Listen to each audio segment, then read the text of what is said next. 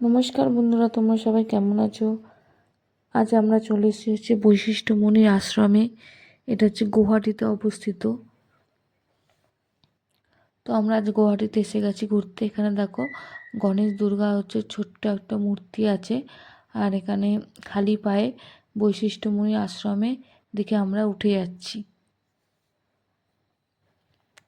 আর তোমরা যদি গুয়াহাটিতে এখানে আসতে চাও, এই বৈশিষ্ট্য মুনির আশ্রমে, আমি কমেন্টে করো, আমি অ্যাড্রেসটা বলে দেবো।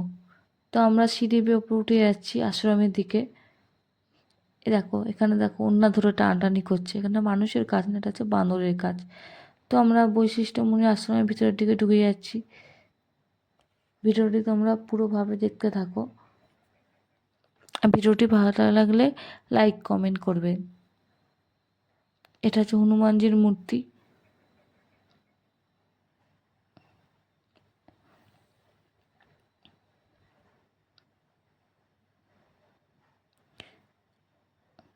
আমরা সামনের দিকে এগিয়ে যাচ্ছি আশ্রমের দিকে।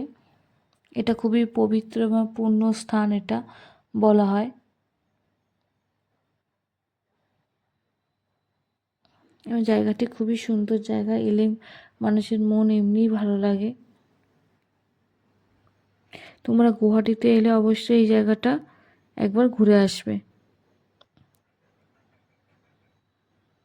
এখানে দেখো একটা বড় ঢাক।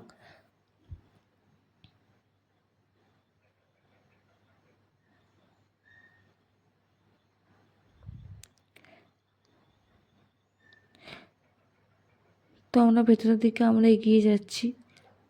এই হচ্ছে মানে সেই জায়গাটা যেখানে হচ্ছে বলা আছে যে বৈশিষ্ট্য মুনি এখানে নাকি তপস্যা করেছিলেন। ওই যে ভিতরের দিকে অন্ধকার টাইপের, ভালো করে বোঝা যাচ্ছে না ক্যামেরাতে।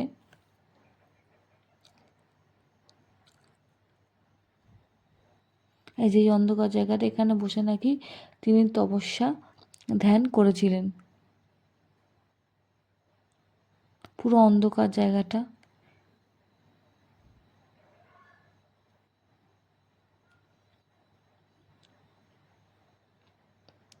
এখানে দেখো শিবের মূর্তি।